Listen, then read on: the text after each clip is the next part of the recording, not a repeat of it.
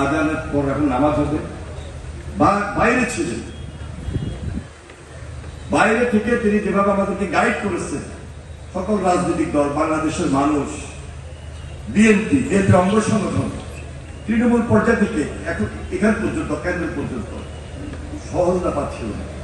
তার নেতৃত্বে আন্দোলন সংগ্রাম করে আমরা এখন ভবিষ্যৎ পরিকল্পনা নিয়ে এগোচ্ছি। তারেক রহমান যে বক্তব্যগুলো দিচ্ছেন, যে কথাগুলো বলছেন, সোশ্যাল মিডিয়াতে আপনারা দেখতেছেন প্রতিনিয়ত,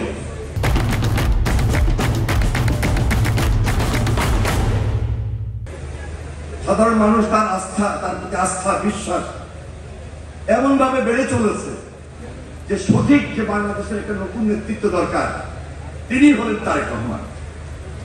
তিনি আস্থা সৃষ্টি করেছেন, বিশ্বাস স্থাপন করেছেন। তাই তার অপেক্ষায় আমরা রয়েছি, তিনি আসবেন, এই বিশ্বাসটা সুন্দর নির্বাচন অনুষ্ঠিত হবে, জনগণের সরকার প্রতিষ্ঠিত হবে এবং সেই জনগণের সরকার বাংলাদেশ জাতীয়তাবাদী দলের সরকার হবে ইনশাআল্লাহ। তবে ৩১ দফা আমরা বারবার বলেছি, যারা ফ্যাসিবাদ বিরোধী আন্দোলন করেছি, লড়াই করেছি, সংগ্রাম করেছি, সবাইকে নিয়ে আমরা জাতীয় সরকার গঠন করব। সেই সরকারের নেতৃত্বই দিবেন যারা তারেক রহমান দেশের প্রধানমন্ত্রী ইনশাআল্লাহ। আপনারা দেশের বেগম খালেদা জিয়ার জন্য দোয়া করবেন, আপনারা তারেক রহমানের হাতকে শক্তিশালী করবেন, যেন আমরা তার নেতৃত্বে সবাই এক এবং ঐক্যবদ্ধ থাকতে পারি। এই উপস্থিতি, আজকে এই পৌরসভার দ্বিবার্ষিক সম্মেলন, স্বাভাবিক কারণে সম্মেলনে একটা নতুন নেতৃত্ব আসে, আমরা সেই নেতৃত্বের অপেক্ষা করছি। আমি যারা সাংগঠনিক সম্পাদক হিসাবে প্রত্যাশা করেছিলেন, তাদেরকে নিয়ে আমরা জেলা বিএনপি বসেছি। মোটামুটি একটা পর্যায়ে এসে আমরা 2 জন সাংগঠনিক সম্পাদক, তাদেরকে আমরা একটা বুঝিয়ে নিয়েছি। সাধারণ সম্পাদক পদে এবং সভাপতি পদে 2 জন 4 জন জোরালো প্রতিদ্বন্দ্বিতা, কোনোভাবে তাদেরকে থামিয়ে রাখতে পারি নাই, বুঝিয়ে রাখতে পারি নাই। বারবার বসেছি, আলোচনা করেছি, তাদের ত্যাগ দিয়ে কথা বলেছি এবং বলেছি এই পদ না হলে এই পদের, পৌরসভা না হলে জেলা দিব, কিন্তু কোনোভাবে তাদেরকে একত্রিত করতে পারি নাই। এবং এটাও বলেছে যে কাউন্সিল করতে গেলে কষ্ট হয়, আর্থিক ক্ষতি হয় এবং আমাদের মধ্যে একটা বিভেদ তৈরি হয়। আমরা ধর এটার ঊর্ধ্বে থেকে কাউন্সিলের পূর্ব শর্ত অনুযায়ী একটা আলাপ আলোচনার ভিত্তিতে কমিটিটা করতে পারি, আসলে সেটা আমরা পারি নাই হবে। যার কারণে আমাদের এই অধিবেশনটা যখন শেষ হবে, আমরা এই নামাজ, নেতৃবৃন্দের বক্তব্য এবং সর্বশেষ আমাদেরকে এই কাউন্সিলরদের সরাসরি প্রত্যক্ষ ভোট আমার মনে হয় গ্রহণ করতে হবে। এর মধ্যেও সুযোগ আছে।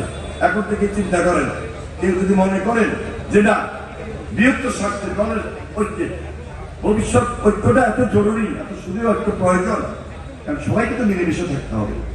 আর আমি আপনাদের সহযোগিতায়, এই যে আমার ছাত্র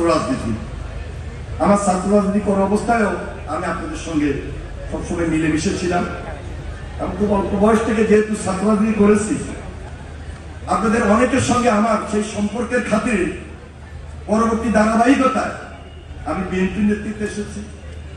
আপনারা আমাকে প্রতিনিধি হিসাবে বারবার নির্বাচিত করেছেন। যদি 2014, 2018, 2024 এই নির্বাচন হতো, আপনারা আমাকেই নির্বাচিত করতেন, এটা আমার বিশ্বাস ছিল, কিন্তু পারি নাই।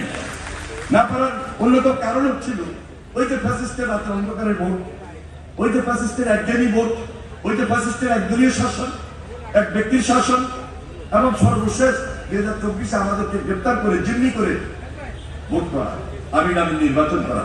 সেখান থেকে আজকে বের হবে আমাদেরকে এখন নতুন বাংলাদেশ গড়তে হবে যারা তারেক রহমানের নেতৃত্বে। তাই আপনারা আমাকে যে সহযোগিতা করেছেন, আমি আপনাদের সহযোগিতা নিয়ে ইনশাল্লাহ যেভাবে আপনাদের পাশে ছিলাম, যেভাবে আপনাদের পাশে আছি, কারণ আমি সবসময় সংগঠন পরিবার, এই সংগঠন পরিবারটাকে পায়ে উঠে দিয়েছি। ব্যক্তিটা আমি কখনো পায়ে উঠে দিই না, এটা আমার রাজনীতিতে নাই। সুতরাং সবাই মিলেমিশে ঐক্যবদ্ধ থাকাটাকেই আমি মনে করি রাজনীতির বৃহৎ ঐক্য। এই ঐক্যটা ধরে রাখার জন্য এখন পর্যন্ত প্রাণ লড়াই করে যাচ্ছে এবং যাবো ইনশাল্লাহ। যেহেতু আপনাদের সহযোগিতা, আন্তরিকতায় সংসদ সদস্য হয়েছিলাম, আপনাদের আন্তরিকতায় কেন্দ্রীয়ভাবে ছাত্র দলের প্রেসিডেন্ট হওয়ার পর আমি কেন্দ্রীয় বিএনপির সদস্য ছিলাম, ছাত্র বিষয়ক সম্পাদক ছিলাম, প্রচার সম্পাদক হিসাবে দীর্ঘদিন দায়িত্ব পরিচালনা করেছি এবং আমাদের দেশের বেগম খালেদা জিয়ার নেতৃত্বে এখন আমি পার্টির যুগ্ম মহাসচিব হিসাবে সম্পূর্ণরূপে আপনাদের সঙ্গে যেভাবে দায়িত্ব পরিচালনা করছি এবং বিশেষ কারণে তারা রহমান সাহেব আমাকে যেহেতু জেলার দায়িত্ব দিয়েছেন, জেলার আহ্বায়ক হিসাবে আমি আপনাদের পাশে থেকে এই আমার সামনের পথগুলোতে আমি চাই একটা স্বাভাবিক, সুন্দর এবং সাংগঠনিক ওয়েতে আপনাদের পাশে থেকে ঐক্যবদ্ধ লক্ষ্মীপুর ঐক্যবদ্ধ বিএনপি সবাইকে মিলেমিশে নিয়ে থাকবো। আপনাদের প্রতি এই উদাত্ত আহ্বান জানাই। আমি আপনাদের সবাইকে সঙ্গে সালাম জানাচ্ছি, অভিনন্দন জানাচ্ছি যারা আজকে উপস্থিত হয়েছে।